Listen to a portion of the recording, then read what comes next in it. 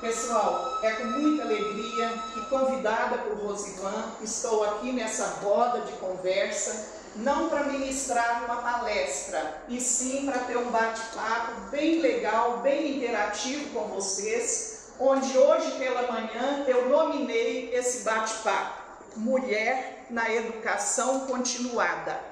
Então vou contar a minha história com fases de 10 em 10 anos, e cada um vai prestar atenção bem na minha fala, que eu vou deixar lacunas, para que cada um faça uma pergunta daquela lacuna que eu deixei em cada fase, ok?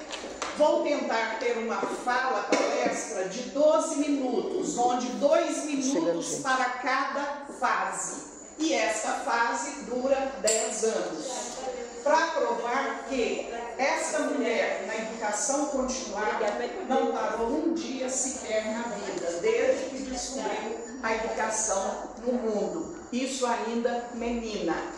Então, começando aqui minha autodescrição, eu sou uma mulher idosa, de 71 anos, cabelos grisalhos, pele branca, estou vestida com um vestido de fundo branco, bolas pretas e umas ramagens coloridas aqui, com uma tira rosa do lado, inclusive na manga também, essa tira rosa, tá? E é com muita alegria mesmo, muito prazer que, dentre todas as celebrações do Dia da Mulher, esta foi a que eu me senti assim mais acolhida, ou seja, o meu povo parar para ouvir um pouco a minha história nessa educação continuada. Então vamos começar. Do primeiro aos 10 anos, do primeiro ano aos 10 anos, morei numa cidadezinha do interior, sem asfalto, terra vermelha que só, e aquela menina de 1 aos 10 anos andava descalço, calcanhar rachado, cheio de terra vermelha ali, mas uma menina sorridente, feliz, sabenta. Foi quando ela cursou o ensino primário, do primeiro ao 4º ano. E nessa cidadezinha, o pai dela tinha cartório e a mãe era professora. Então ela começou a sua vida já um pouquinho no meio da educação, no meio dos livros, com a sua mãe professora. Aos 10 anos, veio um fato muito sério na vida dela. Ela ia cursar coadmissão, que é um curso que entra na primeira série ginasial, e ela teve que mudar para a cidade grande. Então deixou sua mãe, seu pai, seus irmãos e foi morar com uma tia, dos 10 aos 20 anos.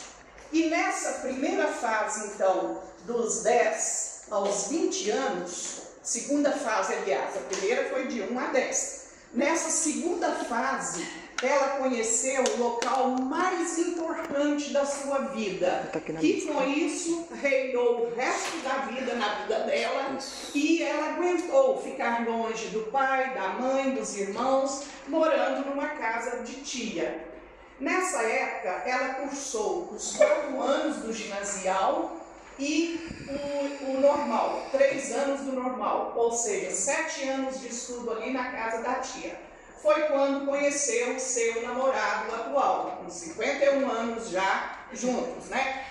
E nessa fase, gente, nessa cidade, além de conhecer esse local que marcou a sua vida e que é a sua palavra preferida, número 1, ela recebeu o seu primeiro certificado. Ela o tem todo marrom, roidinho ali de rato na beirada dele. Eu posso trazer um dia para que todos vejam, mas ela olha aquilo como uma pérola, porque foi o primeiro certificado de centenas e centenas que vieram depois. Aí, com 20 anos, ela muda de novo dessa cidade grande, Bom Despacho, para onde? Para a capital federal. Por que será que ela mudou? Ela veio aqui antes, conheceu, fez o concurso de professores e veio para cá. A caixa de enxoval de casamento dela, já estou dando uma dica, né? Por que ela veio para cá? Veio de trem. Naquela época o trem vinha, né? Trem de ferro que a gente falava. Como é que chama mesmo o nome correto? É trem de ferro mesmo, Isa. Então aquela caixa enorme de madeira que hoje está no quarto principal dela, veio de trem. E durante 10 anos aqui, ela foi muito feliz trabalhando em Ceilândia e depois veio para Taguatinga. Então nós já vamos passar para a terceira fase, dos 20 aos 30. Em Ceilândia, trabalhou com atividades. Naquela época, ela não estava acostumada com violência de alunos nas escolas. Então botaram a Dinorá na turma mais difícil, que já tinha passado 4 professoras e não aguentava os alunos. A ponto de aluno chegar com uma mangueira enorme, grossa, na janela da sala e falar: aqui para você, ó professora. Então, gente, ela resolveu ficar mais durona. Durona no sentido de tentar fazer aqueles alunos verdadeiros cidadãos, cumpridor dos deveres de casa. Toda vida ela teve mania de cobrar dever de casa, de fazer plano de aula, onde os planos de aula dela servia para que as outras professoras copiassem ali para a diretora dar o visto no comecinho da semana. Então, toda a vida ela foi Caxias, dos 20 aos 30 anos, né? Ceilândia, e veio para Taguatinga. Por motivos médicos, foi removida para Taguatinga. Em Taguatinga, em vez de atividades, ela já pegou áreas específicas na escola. Foi ensino religioso, programa de saúde, educação moral e cívica, OSPB, matemática, história, ou seja, todas as disciplinas passaram por ela. Com isso, tinha vez que ela tinha 30 diários, porque ensino religioso é uma aula na semana, programa de saúde é uma aula. E ela sempre maluquinha ali, tentando, junto com aquele conteúdo, ministrar alguma arte, sem saber ainda que a cultura está muito atrelada à arte. Então, era considerada mesmo uma professora maluquinha. Então, aqui em Taguatinga, ela teve condições de atuar na Praça do Bicalho, no Centro de Ensino 11, durante 18 anos. Foi quando novamente foi trabalhar no melhor local de uma escola. Que local será esse também? Centro 11 de Taguatinga. Gente, foi uma maravilha. Eram concursos, eram gincanas, eram redações, Rede Band, Rede Globo ia lá na escola e o povo achava que ela era doida. Como que ela conseguia uma Rede Globo na escola? Como que conseguia? Por eventos de escola, né? Então, o evento, por exemplo, viajando pelo Mercosul, naquela época a palavra Mercosul era nova, ninguém sabia, aí era aquela faixa verde enorme, e os alunos ali mostrando sobre os países do Mercosul. Foi a vez que a Band foi. A vez que Lucille Watanabe, uma escritora, foi a vez que a Globo foi também. Então, assim, foi um movimento social do mais alto impacto numa escola pública. Comecinho de 95, ou seja, dos 30 aos 40 anos ali, ela tem outra oportunidade. Não, terminei de falar dos 30 aos 40, que foi no Centro 11. Dos 40 aos 50, ela teve outra oportunidade. Falaram com ela: deixa esse lugar aí tão bem organizado na escola que você atuou por vários anos e vá descansar na regional de ensino, porque está faltando 5 meses para a sua aposentadoria. Foi uma pessoa da regional que foi para a escola e assumiu o local que eu estava. Gente, eu chorei muito, porque abandonar uma escola e pensaram assim: começar tudo de novo, num ambiente estranho agora, onde eu deixo as amizades aqui na escola e vou aposentar daqui a 5 meses, isso é uma tristeza grande demais, né? E chorei mesmo. E vim para a regional de ensino. Pensam que eu aquietei? Não, eu lembrei daquela frase do Juscelino Kubitschek, ao fundar Brasília, que ele procurou fazer 50 anos em 5. Então eu falei: eu vou fazer 5 anos em 5 meses. Isso está no livro Revolucionando Bibliotecas, tá?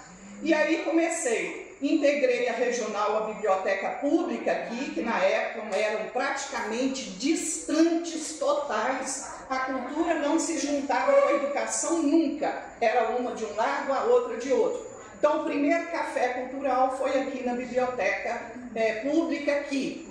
E foi esse movimento todo que em 95 mesmo, ao aposentar em julho, o livro Revolucionando Bibliotecas começou a surgir, sendo lançado um ano depois.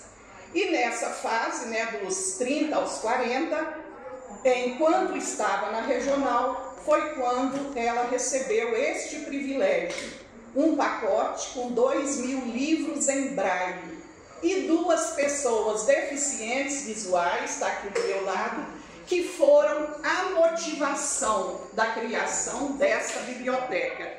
Então, Noemi é muito mais do que fundadora, ela é o motivo, ela é a motivação, porque se não tivesse gente junto com os livros, eu não teria tido a coragem que eu tive de enfrentar tantos problemas, tanta burocracia, a ponto de falarem comigo que eu merecia até um processo, tá? Porque eu não era bibliotecária e estava agindo como uma bibliotecária, fazendo um livro, criando uma biblioteca.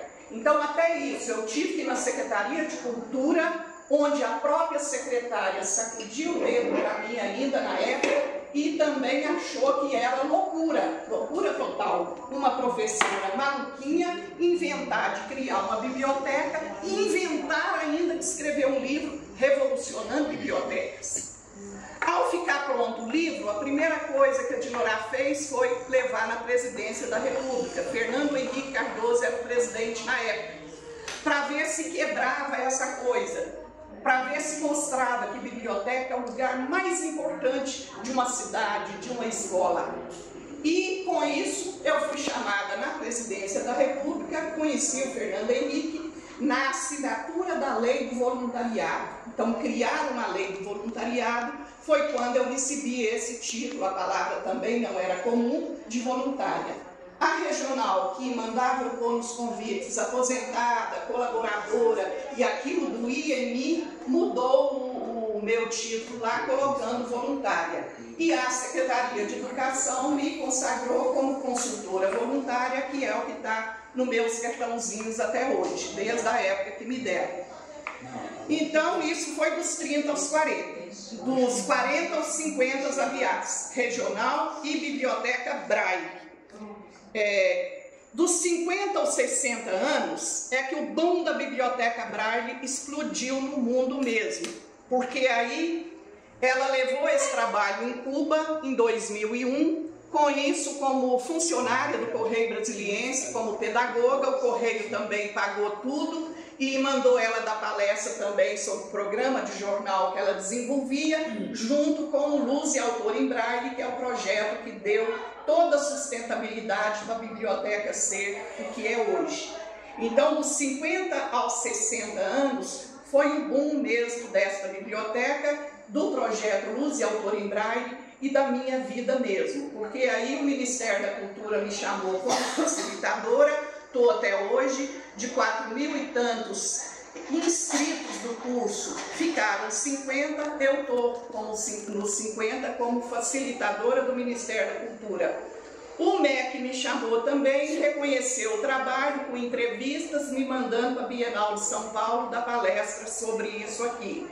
Depois foi a Presidência da República que me deu um título no Programa de Conselheiros Nacionais e uma pós na UFMG, Universidade Federal de Minas, né? Com isso, gente, sem querer, querendo, né, eu virei uma conselheira nacional da presidência, certificada, né, como especialista em tudo. Tornei-me uma facilitadora do Ministério da Cultura.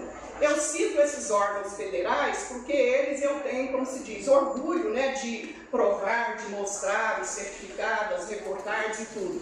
Mas junto com esses vieram o tal doutor honoris causa lá em Portugal, veio o embaixador, veio o comendador e por aí afora. Cada ação que a gente realizava junto com o Luz e Autor em Braille e levava para o mundo, merecia um título. Isso foi dos 50 aos 60. Com 60 anos exatamente, a Dinorá teve um susto muito grande.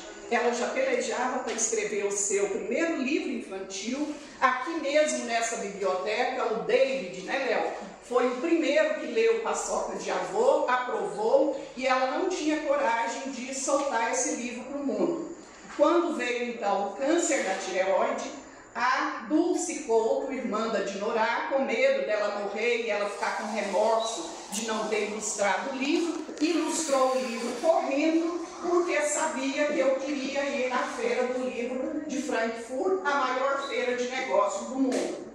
O livro ficou pronto, a Dulce foi também, só que na linha de embarcar para Frankfurt, o visto estava vencido, ela não pôde pegar o voo na hora, teve que arrumar o passaporte de emergência no outro dia, comprar outra passagem, foi um Deus nos acuda. Ainda chegou lá em Frankfurt, faltando 10 minutos para o lançamento do livro.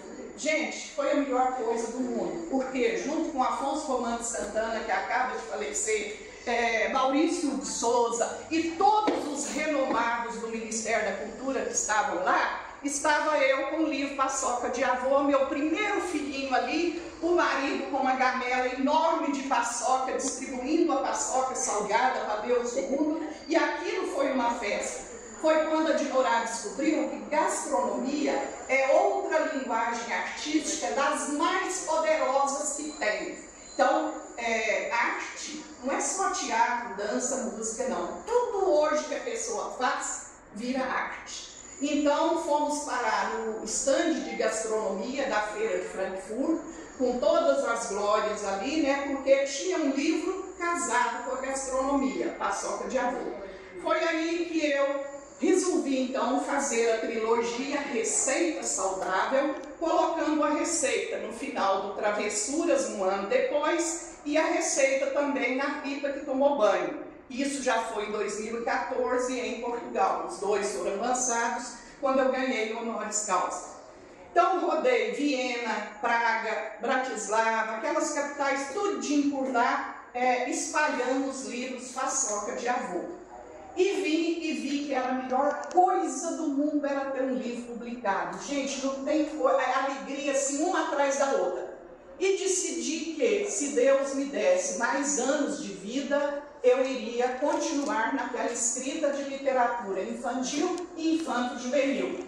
Então, em 2014, eu fiz mais esses dois e falei, contemplei os 3 netos, historinhas verídicas, e agora eu posso morrer em paz se vier. 2015, o Ministério da Cultura me convoca para ir para a Feira de Guadalajara, também como facilitadora de lá, levando o projeto daqui, acessibilidade cultural com livros. Aí eu vi que tinha coisa melhor ainda do que escrever livros. Tornei a fazer um trato com Deus. Deus, me dê mais anos que eu quero continuar tendo esses, né, Léo? Aquela palavra que você fala, que na palestra eu não vou falar. Mas, gente, foi alegria que vocês não imaginam. 2016 eu tive um abate. Não produzi quase nada, vou até procurar o que teve de importante nesse ano, porque eu não admito ter desperdiçado um ano sem essa educação continuada. 2017 eu vim com toda, por quê? Acharam que a vovó aqui escrevia só livro dos netos, que chamavam de livrinhos. Cadê os livrinhos da vovó com os netos? Aí eu falei, quero ver agora, quero fazer um livro em tamanho maior, o formato é até diferente, e no outro assunto. Foi quando veio o boom dos meus livros também, o Lambo e Ticha, Papo que Esticha. Por meio desse livro, eu conheci a tão sonhada Academia Brasileira de Letras, recebendo a premiação do Evanildo Bechara, um dos maiores também do país, né, na gramática. E aí, gente, rodei 22 cidades de Portugal, isso foi em 2017, foi quando, pressionada por um ônibus de 28 escritores, eu dei o grito pela criação da Academia Inclusiva de Autores Brasilienses, que nada mais é do que a bibliobraille itinerante. Então é assim que todos de fora veem e é assim que está no Estatuto da Academia. A data que vale para comemorar o nascimento da Academia foi esse grito que eu dei lá, foi o dia 30 de março de 2017. No mesmo ano, aqui na administração, 222 membros tomaram posse, da primeira posse da Academia. E de lá para cá, todos já sabem o que aconteceu, né? Porque a maioria que está aqui nessa mesa, todos, aliás, todos que estão aqui são mariabianos, A IAB se tornou a primeira e única academia inclusiva do mundo. A Biblioteca Braille é a única biblioteca pública Braille que tem uma academia dentro dela, uma academia inclusiva, e com isso veio o quê? O recorde oficial mundial esse ano passado, né? A cidade, a voluntária mediadora com maior número de produções de pessoas com deficiência visual publicadas no mundo. E brevemente virá mais 2 recordes aí que eles estão já me pedindo. Resultado da professora Maluquinha. Resultado da professora Maluquinha. Então, terminando aqui dos 60 aos 70 anos, eu me tornei uma escritora do mundo, uma cidadã do mundo. Hoje os meus livros estão mais espalhados pelo mundo do que aqui mesmo, em Brasília. E eu tenho aqui 2 catálogos que eu trouxe até aqui para algum leitor em tinta, porque o que eu mais tenho em casa é esses catálogos, né? Eu fui descobrir que eu sou a pessoa que mais tem catálogos pelo mundo afora. Esse aqui é da Associação Internacional de Escritores e Artistas. Fui ver, eu estou nesse aqui, então tá aqui para quem quiser. Este aqui foi quando Brasília me reconheceu como autora de bienais e me levou para Recife 38 autores de Brasília, pelo Sindicato dos Escritores daqui. Esse também, porque quando eles fazem o catálogo, eles dão uns 10 assim pra gente. Então, Zé Filho, interessou por esse? Isso. Agora eu trouxe meus 6 filhinhos, junto com o mais novo, a vovó Gaiá e seus filhinhos. Esses 6 vão ser distribuídos de acordo com a pergunta lacuna que eu deixei na minha fala. À medida que o primeiro fizer a pergunta lá, do 1º aos 10 anos, eu vou distribuir o primeiro livro, na ordem cronológica. Por isso que eu falei que seria um bate-papo bem interativo mesmo, que eu ia procurar ficar nos 12 minutos, onde eu concentraria uns 2 minutos para cada fase, né, de 10 anos. E agora, então, vamos para o segundo bloco.